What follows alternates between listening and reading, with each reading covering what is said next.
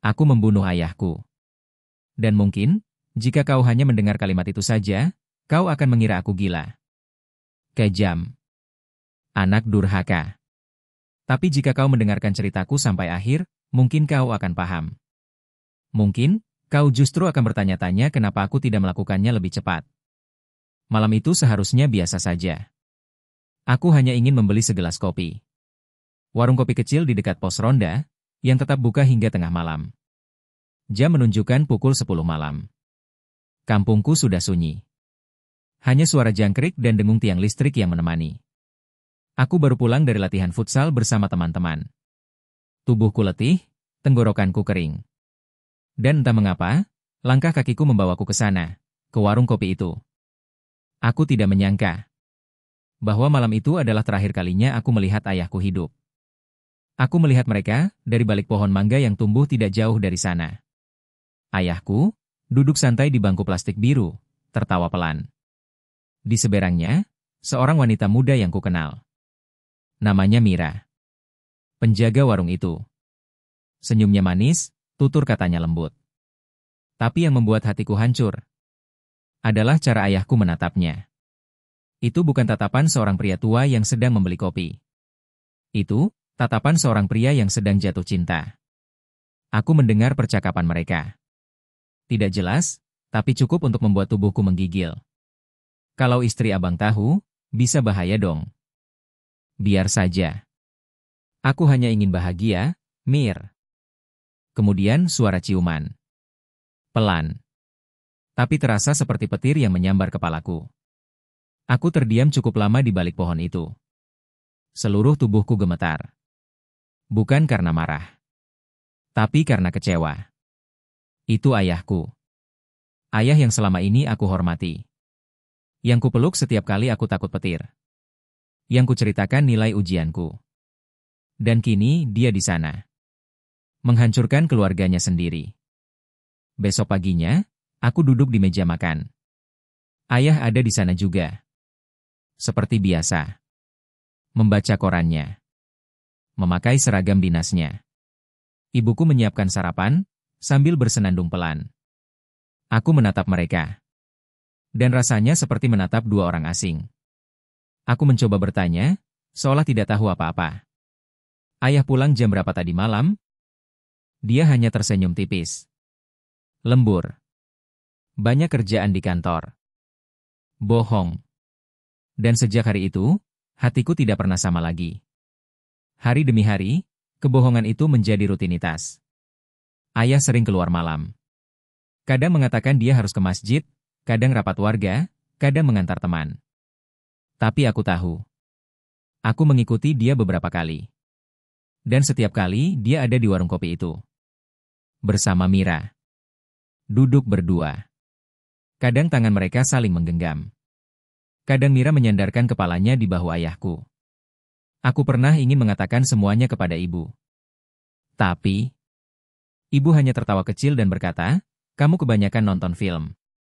Teman-temanku tak ada yang peduli. Dan pada akhirnya, satu-satunya suara yang mendengarkanku adalah suara di dalam kepalaku sendiri. Jika dia bisa menyakiti ibumu, maka dia pantas disakiti juga. Suatu malam, aku tidak tahan lagi.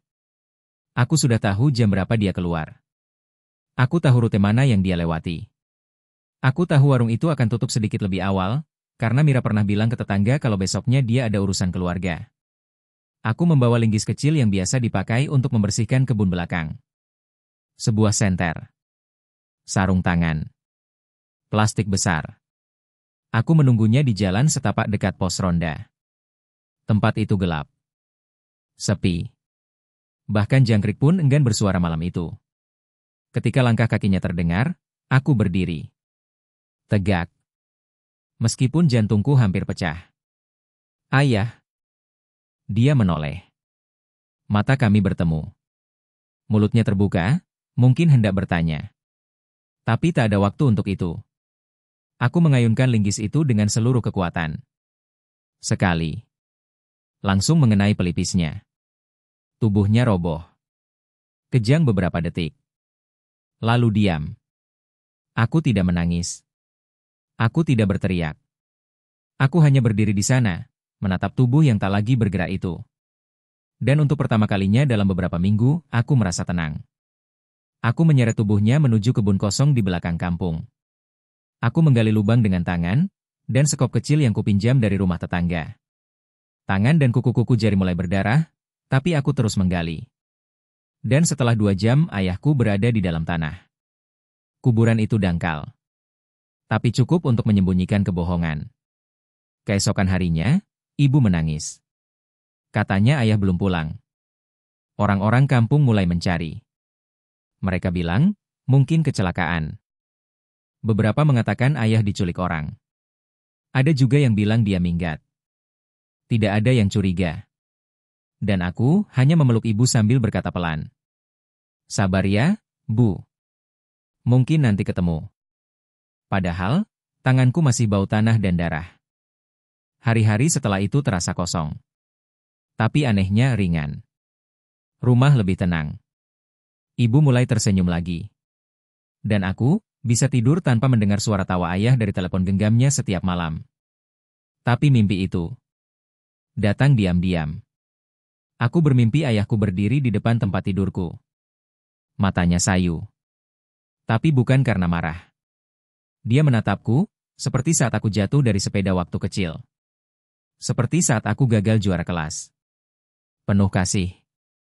Dan diam. Aku menangis di dalam mimpi. Bukan karena menyesal telah membunuhnya. Tapi karena aku sadar, aku telah mengubur lebih dari sekadar tubuhnya. Aku mengubur kenangan. Aku mengubur suara tawa di pagi hari. Aku mengubur pelukan seorang ayah. Dan ketika aku menatap cermin di pagi hari, aku tak tahu lagi siapa diriku. Aku bukan anak kecil yang marah karena dikhianati. Aku bukan pahlawan yang membalas dendam. Aku hanya anak yang kehilangan arah. Dan jika kau bertanya, apakah aku menyesal? Aku tak tahu. Yang ku tahu, ayah telah menghancurkan ibu. Dan aku telah menghancurkan ayah. Sekarang tinggal aku. Yang perlahan-lahan menghancurkan diriku sendiri.